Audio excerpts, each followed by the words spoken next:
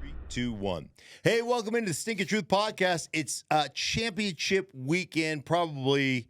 Well, we always say divisional weekend is the best weekend in sports, but this is the best day, right? Because it's all on one day. You've got the AFC Championship and the NFC Championship all in one day for the right to go to the Super Bowl. Alongside Mike Evans, I am Mark Schlereth. Great to be with you guys. And we did I forgot to bring my notebook with me with the picks, but we already established that I'm kicking. Do we even want to do picks? Yes, today? we do. Oh, yes, okay. All right, yes. All right. I just checked. Okay. I was just checking. You can't come back and. I need to build some momentum going into the offseason. Okay. All right. Momentum building in the offseason. Hey, how are you, buddy? I'm really excited. And now that we're down to the Final Four, when you think back to the beginning of the season, I don't know if we gave our championship game predictions, but where would you have placed these matchups, the likelihood of these matchups, these teams, way back when this thing all started? I think everybody would have had, a combination of probably Buffalo, Kansas City, Cincinnati without the injuries, right, and then Baltimore would have been there. Like if there were four teams in the AFC that you would look at as contenders, those would be your four. So two of your four are in there. And then I think you would have looked at San Francisco, Dallas probably, Philly. I don't know that Detroit would have been in your Final Four. This is a surprise team. Yeah, Detroit's the surprise. Well, they've been – like everybody picked them to win the NFC North, but did anybody really think that they would be the representative? Like AFC South, you can that because you didn't think anybody was getting in there. So maybe it was.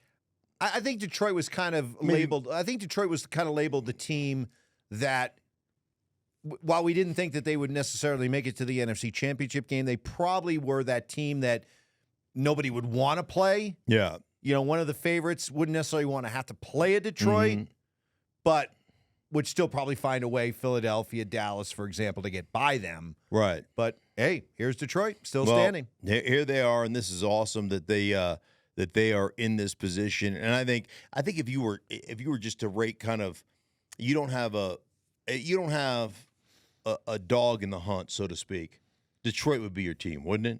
What do you think the matchup is America's rooting for in the Super Bowl to come out of these two games? Well, I think it's the two, what people think of as the two best teams. So it would be San Francisco and Baltimore. Oh, I disagree. Oh, really? Oh, no. I think fans who don't have a dog in the hunt are probably looking at it going, I'd like to see Detroit against. Okay. Now, the question is, does America want another run at Kansas City, or are they ready for somebody new in Baltimore? That's a great question. Because I think Kansas City has entered that hallowed ground of you tune in as much with the hopes that they lose, right, as much as they win. Well, I mean, and this is not just this is not me being a jerk. Like Baltimore doesn't rate. Baltimore, this is just rating. This is television 101. Right. Like I've had this conversation with John Harbaugh. Like, hey, we don't get the respect that we deserve. And he's right. They don't. They're a damn good football team, been a damn good football team forever. But they're not going to get the lion's share of primetime games. They're Baltimore. They're not. And they understand that, where they come from. I'm with you. I think that America, if America had its druthers, everybody, if you don't have a dog in the hunt, you're looking at Detroit because it's a great story. I think it's Detroit, Kansas City. I think it's Detroit, Kansas City. I would agree with you. Yeah. I would agree with you. Well, let's get into the games and see if we arrive at that conclusion. We'll start. We'll go right in order. The first game is Kansas City and Baltimore. This is the first time these two have played each other since early in the season in 2021. So it's been a while. Right. There's no real recent history like it was between the Chiefs and the Bills, for example. So do you look at Kansas City differently now going on the road than you did a week ago at this time as they were getting ready to go on the road to Buffalo? Not really, because I had them going to Buffalo and winning. Yeah. And, one thing that's really interesting to me in regards to that Buffalo game and how that kind of moves forward. One of the things that I had said in this podcast and different radio stations that I contribute to over the course of the year, but over different markets in America, is that you are silly or stupid or it's bad coaching if you think you're going to roll in against Patrick Mahomes and out Mahomes. You're just not. But Lamar's a little bit different guy, right? Like his ability not only to throw the ball, but more importantly, his ability to extend plays and make big things happen. And one of the things I like about this matchup for Kansas City is, one, I think you can disrupt routes.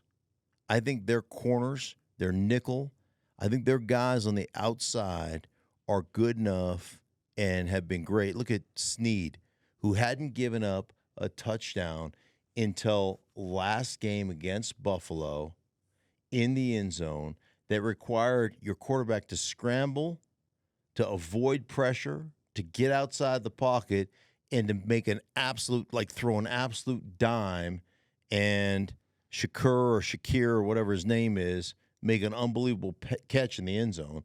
Like all these things had to happen for you to give up your first touchdown pass. So your ability to disrupt routes, disrupt the timing of the offense, and then ultimately to get to Lamar. And one of the things I always say about Lamar is can you kind of cage rush him and not allow him to escape all the bodies in the pocket? Because if he escapes the bodies in the pocket, he's going to absolutely eviscerate your defense. And so, for instance, it was 10-10 at halftime in the game against Houston, and they had sacked him several times, and, they only had a touchdown on a punt return, but he had 54 yards passing at half. Like, you had really shut it down. And then he started escaping and doing some things, and he ended up rushing for 100 yards and threw 2 touchdowns, rushed for 2 touchdowns, and the route was on. But can you make that a sustainable platform throughout the course of 4 quarters?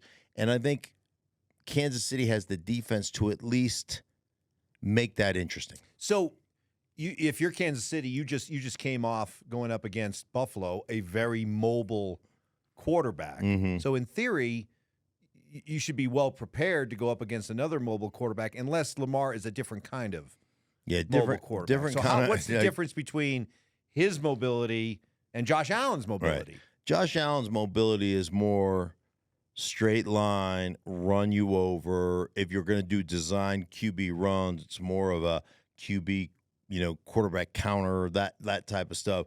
Where Lamar is just there's not many athletes that graduate to the NFL and still make the rest of the players on a football field look like JV players. It is remarkable. His movement skills, his ability to get loose. And I think the big difference for Lamar now versus the last several years is when he does get loose, he's not looking to run first. He's looking to make a play throwing the football. And that's been the big difference for me watching him this year, extending plays, getting 4, 5, 6, 7 seconds back there where his receivers cut loose, his receivers break out, and the next thing you know, he throws an absolute dime to those guys. And he made some throws, man, like the touchdown to Likely in the end zone where he basically threw a back shoulder to him. Like, he was completely covered, and Lamar throws it on his back shoulder in the end zone up for him to go make a play away from the DB's leverage. Like, that stuff has shown dramatic growth in Lamar's game. He's been tremendous. Well, the numbers back you up. This year, he went for a career high, almost 3,700 yards passing. Mm-hmm. So he's married now the running ability and he's doing a lot more with his arm throwing the football. Ultimately, do you still like the Chiefs as much as you liked them last? Yeah. Because you were, I'll give you credit, you were right from the moment this matchup was became known that it was going to be Kansas City and Buffalo. You liked Kansas City, and you liked them all week long. Are you as strong in your conviction of the Chiefs this time around? No, I'm not. I think Baltimore's a better team. One of the things defensively, man, they are so fast and they are so good in their front seven. And, they don't, believe it or not, they don't play as much man coverage as you would think. They've got a lot of simulated pressure, but they get to you with 4 and 5 man rushes. And one of the things I think they do a tremendous job just on their defensive front is they've got 2 linebackers on the inside in Queen and Roquan Smith that can flat run. So a lot of times they dictate protections to you. So let's say you want to slide a protection and you've got you're in 2 tight ends like west slot and you've got a nickel corner over a slot receiver, or you're in 2x2 in spread and you've got 2 guys on the edge. What they'll do with their middle linebackers is they'll walk up. And what happens to me, let's say I'm a guard or a center and you're a linebacker and you walk up on me, meaning you walk right in the line of scrimmage and you stand over me. And we've got a slide and we want to go out and take care of that corner in case he blitzes off the edge. Well, now instantly that's off. Now I've got to go man up front where you walk up on me with that linebacker. Well, normally for us, that says, well, we'll just beat you with an inside slant because nobody could get to that hole. So it becomes a very easy cat and mouse game. Oh, you're going to do that? Well, we're running the slant, kind of almost a blitz side adjust offense, and we're going to hit that, and that's an automatic 8 to 12 yards every time you do it. Well, the thing about Baltimore is they can walk up Queen or they can walk up Smith, and then they can fly out to that hole, and they can be there before that receiver has a chance to get out of his break because they've got that kind of speed and athleticism. So then what happens? Well, the guy that comes blitzes off the edge because you held him with that middle linebacker, you can't all of a sudden turn it. It's done. He's unblocked. And so they're really good at attacking your protection. And one of the things I thought about is, back in my day, we as an offensive line called everything. So if we called 2 jet in the huddle, man, we came out and we had our little code words for what we were doing. And the quarterback wasn't overriding us. We were sliding or taking whoever we were taking. And if we wanted to override it, we did. But the quarterback didn't. That wasn't his job. And so it's almost imperative when you're playing Baltimore, because they're so good at attacking your protection, when the quarterback re-identifies the mic and says, oh, no, it's not 50. We want to go to 42, or in their case, hey, we don't want to go to, Roquan Smith. What is he, 0? We're going to go to 6. Or he used to be 58, but whatever his number is, I think he's 0 now. We're going to go 6, go to 6, go to 6. Well, all of a sudden, what Baltimore does is go, okay, we're going to change where our blitz is coming from, where our pressure's coming from. We know you're turning that way. We know that backside is man-to-man. So now we're going to come from that backside, and we're going to need a free runner at your quarterback. And so it's almost imperative that you don't let them play that cat and mouse game. And certainly Kansas City has the veteran leadership and players to do that. I'm going to do this for all 4 teams, okay? And so we'll start. Kansas City wins this game if they do what? If they can eliminate free runners. So a lot of their simulated, they've got a lot. Baltimore does a lot of simulated pressures.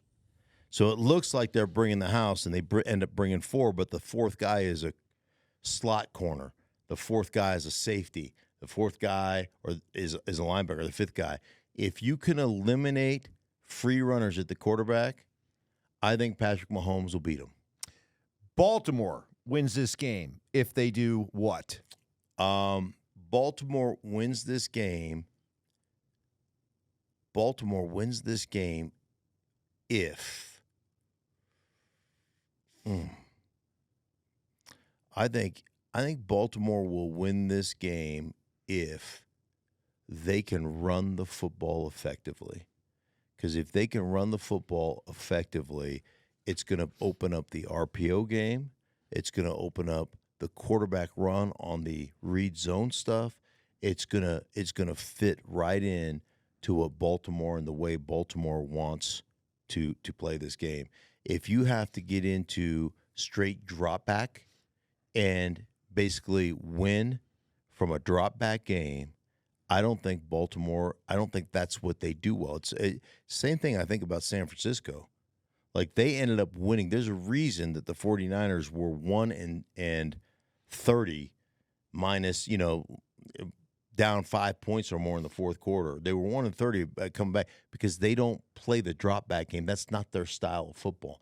I don't think Baltimore, if they just have to sit and play drop back the whole time, I don't think that's what they do. So if they can run the ball and maintain the versatility of their offense in the RPO, zone read, play action game, then I think they can win it. Well, that's good news because Gus Edwards is in the midst of a career year, a very underappreciated, unheralded back, and you're saying he could be the key to this. He's game. having a career year. Remember, there were other guys that had right. J.K. Dobbins was supposed to be the guy, and they had the other kid that was a rookie, I think, that got hurt. Yep. So last man standing, certainly, and he's done really well.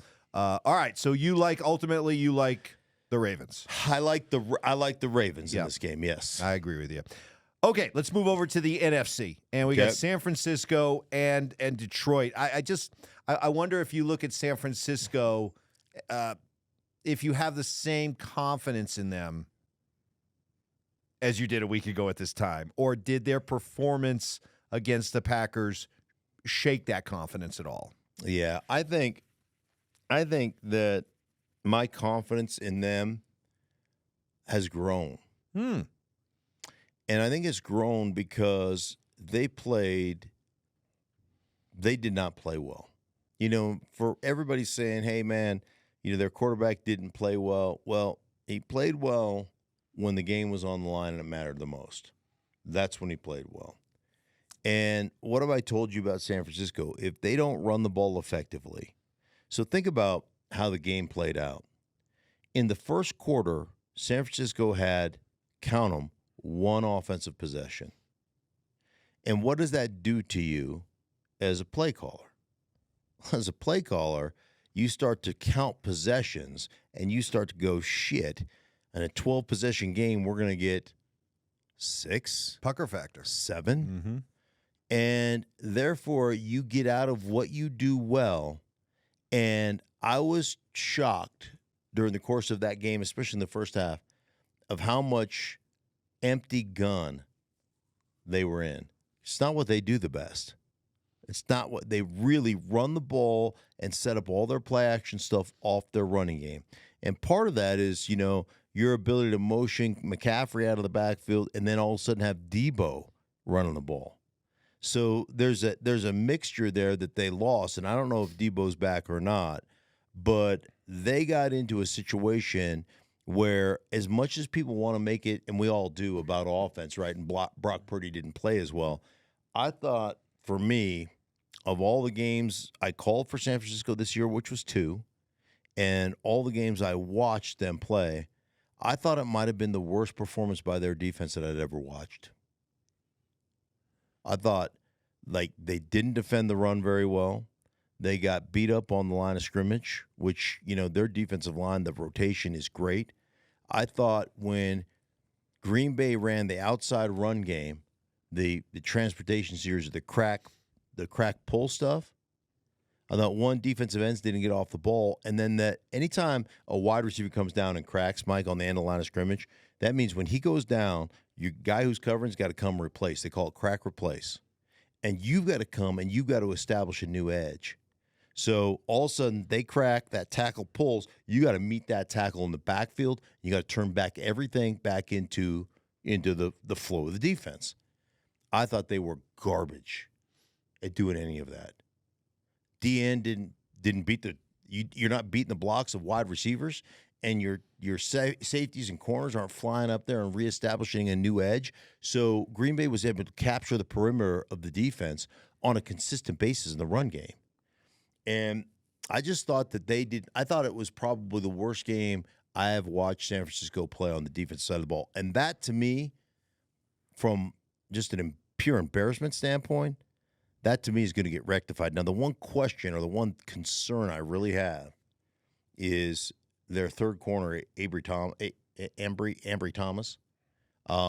Because when they get in the three wide receiver sets, Diamador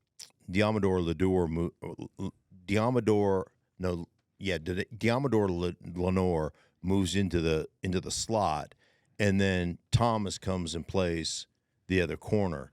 And they picked on. He got a couple of PI fouls. He gave up some easy throw. He gave up some easy completions on the outside, where he's just giving up too much cushion. He was a liability out there. So are you talking about something that was self-inflicted by San Francisco that's correctable, or is the dreaded blueprint out there? No. I think it's completely fixable. Now, you're going up against, I thought the O-line of Green Bay played exceptionally well. You're going up what is arguably one of the best, if not the best, offensive lines in football in Detroit. Penei Sewell is awesome. Noah Jackson, although he got hurt, is a really good player. Frank Ragnow is great. Glasgow, who we're familiar with here in Denver, he's a good player. Decker's a good player. But they do a really good job of mixing it up. Their two running backs are outstanding. They've got great offensive personnel. I love what Detroit does with their two running backs, David Montgomery and Jahmyr Gibbs. But which one do you think is better suited for that San Francisco defense? What San Francisco likes to do? Mm-hmm. Which running back would you want to feature against San Francisco, Gibbs or Montgomery? Right. I've got so much of this. They have a system, and they have a series of things that they do in that system. And that system is Montgomery is your lead back, and Jahmyr is your adjunct back, or your change-up back. And you get so many people. I was on a show yesterday that people are like, he only got 13 touches, and he had X number of rushes or X number, like, you need to get him 20 touches or 25 touches. Like, that's not how they operate their system. And so they can play one back with either Gibbs or Montgomery, or they can get into, what a lot of teams will call 21 pony. So it's a two-back system, but that other back becomes more of a receiver, and the other back's the ball carrier. Like, there's a balance there, and they use that balance, and they use it exceptionally well. And once they wear that defense down a little bit, and they get them, matched in that three wide receiver set, they get a favorable look in the running game, and they've worn them down to a bit. Now all of a sudden you change it up with that speed and athleticism of Gibbs, where they were defending Montgomery early, and now all of a sudden Gibbs, with a little bit of extra burst, a little bit of extra quickness, he takes that 4 or 5 yard power run, just physical run that Montgomery was getting, and all of a sudden he pops it out for 12 or 15. Like, there's a method to their madness. So I'm like, hey, it ain't broke, don't fix it. Like, they've got a great kind of give and take with their running back situation right now. I wouldn't fix it. And let me just tell you this with Detroit. And that's as talented as an offense. Amon-Ra St. Brown is incredibly talented. In the middle of the football field, Sam Laporta is unbelievably talented. Those two backs are as good as you get, 1-2 combination. Then they got Reynolds. They've got Jameson Williams. They've got dudes that can flat play, so they can beat you. They can personnel you to death. They can rotate different personnel groupings, and they can do a lot of different things out of those personnel groupings. And Jared Goff, in the middle of the football field, his ability to be accurate, on time, and really just not see a window that he can't throw it into, like, he is really good. So they're a really outstanding offense. Where's your confidence level in Goff on the road? Because maybe it's unfair, and it's not a huge difference, but at least when you look at home road splits. Yeah. 19 and 6. 19 touchdowns, 6 picks at home. Only 11 touchdowns, 6 interceptions. Right. On the road, the completion percentage is 70% at home. It's about 65 on the road. Again, we're not talking about huge differences, but we do see differences. So where would your confidence level be in Goff on the road? Well, I think one of those games I think in Chicago he threw 3 picks. And I did that game, and it was about 12 degrees with the wind in Chicago. It was a miserable day. And, Chicago was doing a great job of controlling the tempo of the game, controlling the clock, controlling the run game with their quarterback. And so there were some chances you had to take. And, it wasn't a great day for Detroit. It's just the way it was. But yeah, there is, it's always tougher on the road with crowd noise and everything else. It's always going to be a little bit tougher. So I get all that. But those splits aren't that dramatic to me. I'm not that concerned. Offensively, man, they're a really good football team. So I'm not that concerned. And I think the weakness right now of San Francisco is their defensive secondary has been banged up. They've had a lot of different guys that have rotated in there. They've had make a lot of changes in their back end. Safeties that have been hurt, Hufanga has been out since middle of the season. Gibson is been in and out of the lineup because of injury. They've had cornerback issues. I know they wanted to move on to Jason Verrett, who's outstanding. He just has never been healthy. The guy is more snake bit than anybody in the history of the National Football League at the cornerback position. They really wanted to transition and move into him because he's so talented. And he's so good, and that didn't pan out for them. So, Thomas is probably their 6th guy that they're operating at corner. So, they've got some issues there, and I think Detroit can take advantage of that to some degree. Same thing I did with the AFC game. Detroit wins this game if they do what? If they can create some turnovers on the defensive side of the ball. I think the biggest question mark to me with Detroit is I love C.J. Gardner-Johnson being back. He brings some energy.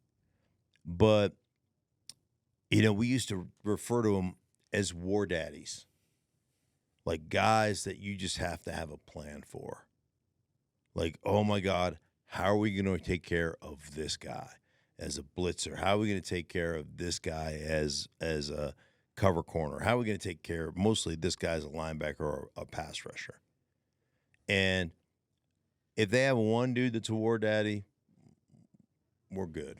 Mm-hmm. We'll take care of that guy formationally. We'll take care of that guy. Sometimes you run at that guy. Sometimes you run away from that guy. Sometimes, you have a protection plan for that guy. If you have 2 guys, now there's a problem. Detroit, I'll be honest with you, as one dude, Aiden Hutchinson, you got to take care of here. Now, Brian Branch is a real legit nickel guy. But there's one dude on the line of scrimmage that you have to take care of. And, McNeil's a really nice player. They've got nice players. But there's only one dude that I have to be concerned with. And one thing about San Francisco is they can attack you so many different ways in the running game that they can render you almost useless in your pass rush game because your head's on a swivel trying to figure out where all these sons of bitches are coming from, right? It's just like I've been blocked by 7 different guys. Yeah, right. We've run one running play. We ran for Hutchinson. Let's say we ran 18 handoff, 18 handoff force. And now all of a sudden we've blocked you with a tight end and a tackle, 2 tight ends, tight end and a fullback, just the fullback, wide receiver cracking on you. We've blocked you 7 different ways, and we've run one play. And, now all of a sudden we get a pass rush situation or we get a 3rd down and 4, and you get the same action, right? And your head is you're like this, and then all of a sudden quarterback's drop back. He's in a 5-step drop with a hitch, and you haven't even started your pass rush yet. That's how they get you. So they got one war daddy. I think they'll be able to take care of him. That's what they end up doing. San Francisco wins if they do what? San Francisco wins to me if they operate their offense. If they can run the ball and set up their play action, which they were unable to do part of that was because their defense failed, Mike. But if they can play their offense the way they play their offense, meaning run the ball, set up their run, marry their play action to that run game. So every run play that they're going to run has an adjunct play action pass that marries perfectly, that looks identical. That's how they get so many wide open guys. Even if it's 6 yards away from the line of scrimmage, they dump a throw to a dude, and there's not anybody within 15 yards of the guy. It's uncanny how often they get wide open guys. They are not, and I've said this before, I'll say it again, they are not a lineup in a static formation and out route run you. That's not what they do. And frankly, if you were honest, whether it's Ayuk or whether it's whether it's Deebo Samuel or whether it's George Kittle or whoever, they wouldn't qualify themselves as the greatest route runners in those situations. They run routes perfectly out of the play action that is tied to those routes. That's where they're good. That's what they do. And so if they just do that, if they can do that and be on schedule and they can get the proper amount of possessions, then I think they end up winning this game going away. All right, so you got the 49ers. I got the 49ers. Okay. Well, should be fun. Yeah. Who do you got? I like San Francisco. Yeah, I think San Francisco. Okay, but let's just do the spread. Do you like spread? them? Do you like? I think the spread was 6.5 last time I looked. Do you like them by San Francisco? I think there's more blowout potential here for San Francisco. I do too. Than the other game. Okay, So I'll take San Francisco minus the 6.5. Yeah, that's where I would go to. What about Baltimore, KC? What's the line on that one? I think it was Baltimore at 3.5. Yes.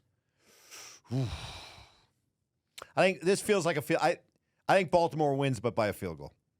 So I'll take Kansas City plus the points. Okay. Ooh, good. All right, I'll go opposite of you by that, because that's where I was going to go too. Kansas City by a field goal, but you like Kansas City to win by a field goal? No. I like Baltimore to win, but I thought the 3.5 was. I thought it would be like a 27-24 game. Yeah. That's what I was thinking. So I'm going to take the benefit of the hook. Okay, you take the benefit of the hook. So I'll just go opposite of you because I can't lose. I'm so much better than you at this. Strategy's been working so far all season long. Yeah. So I'll go. We'll have the same San Francisco. No, I'll just go opposite of you. You're going to take Detroit plus the points. I'll take Detroit plus the points, okay. and I'll take the Ravens giving the points. Just to go opposite of you, just to give you to at least make you feel better about being a loser. Yeah. But shouldn't these games, because they're the championship games, shouldn't they carry added weight? So just because you have outpicked me in the playoffs thus far, if I outpick you in these games, shouldn't that carry more weight? Because these are the championship games. And then ultimately the Super Bowl. If I get the Super Bowl right and you get the Super Bowl wrong, shouldn't I win overall? Well, the teams that you had picked wouldn't even be here right now because your picks are so bad. I don't know. We can discuss that later. Hey, for everybody involved in the Stinkin podcast, we appreciate you guys, and we'll be back with you after the championship round. Hey, for everybody involved in the Stinkin' Truth, we thank you so much. Thank you for watching. If you enjoyed the video, please make sure you don't forget to give us a thumbs up, subscribe to our channel for more content just like this. If you want to see more of our videos, you can also be sure to check out our playlist. Let us know exactly what you think in the comments below. We appreciate you guys so much for being a part of that. Don't forget to follow us on social media to stay up to date on our latest updates. Links are in the description. Thanks again for watching, and we'll see you in the next video.